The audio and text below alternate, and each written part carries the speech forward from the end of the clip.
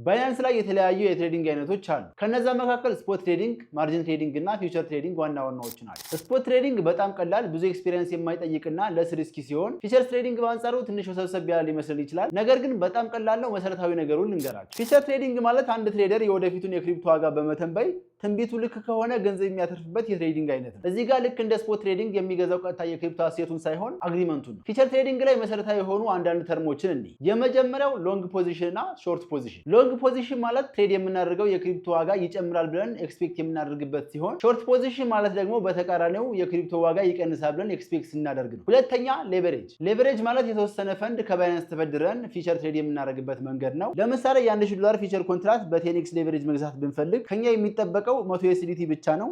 900ን ከባይናንስ መበደር እንችላለን ማለት ነው። ሶስተኛ ማርጂን። ማርጂን ማለት በአጭሩ ኪሳራ ውስጥ እንዳንገባ የምንጠብቀው ሌብል ሲሆን ምናልባት ከዝቅተኛ ትሬሾልዱ በታች በሚሆንበት ጊዜ ያንን ለመቋቋም ትሬደሩ የተወሰነ ገንዘብ ከራሱ ዲፖዚት ማድረግ ይጠበቅበታል። በቀላሉ ባይናንስ ፊቸርስ ላይ ገንዘብ ትራንስፈር አድርጋችሁ እንዴት ትሬድ ማድረግ እንደምትችሉ ላሳያችሁ። መጀመሪያ ባይናንስ አፕሊኬሽናችሁን ከከፈታችሁ በኋላ እዚህ ዋሌት የሚለው ጋር ክሊክ ታደርጋላችሁ። ከዛ እዚህ ጋር ወደ ጎን ስዋይፕ አድርጋችሁ ፊቸርስ የሚለውን ትመርጣላችሁ። ይሄንን ትራንስፈር የሚለውን በተን ክሊክ ካደረጋችሁ በኋላ ፍሮም ስፖት ዋሌት ቱ የሚለውን ክሊክ አድርጋችሁ USD SM ፊቸር የሚለውን ትመርጣላችሁ። ኮይን የሚለውን ክሊክ አድርጋችሁ USDT ታደርጉታላችሁ። እዚህ ጋር የፈለጋችሁትን አይነት መጠን ትመርጣላችሁ። ለምሳሌ እኔ 5 የሚለውን ልምረጥና ኮንፈርም ትራንስፈር እለዋለሁ። በዚህ መሰረት ወደ ዋሌታችሁ ትራንስፈር ካደረጋችሁ በኋላ የመጀመሪያችሁ ፊቸር ትሬድ ለማድረግ እዚህ ጋር ማርኬት የሚለውን ክሊክ ታደርጋላችሁ። ከዛ በኋላ ይሄንን USD SM የሚለው ጋር መሆን አለበት። ከዛ ውስጥ የምትፈልጉትን ፔር ትመርጣላችሁ። ለምሳሌ እኔ የምፈልገው ኢቴሪየም ነው። ይሄንን ETH USDT የሚለውን መርጣለሁ። ከዛ እዚህ ጋር ሴል የሚለውን ክሊክ ካደረግኩ በኋላ እዚህ ጋር ክሮስ የሚለውን ክሊክ አድርጋችሁ ወደ አይሶሌትድ መቀየር ይኖርባችኋል። በተመሳሳይ እዚህ ጋር 26% የሚለውንም ክሊክ አድርጋችሁ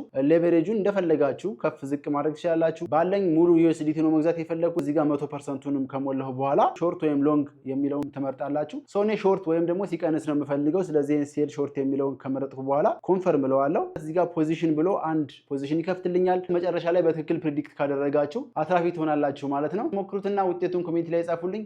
ይመቻችሁ። ፒስ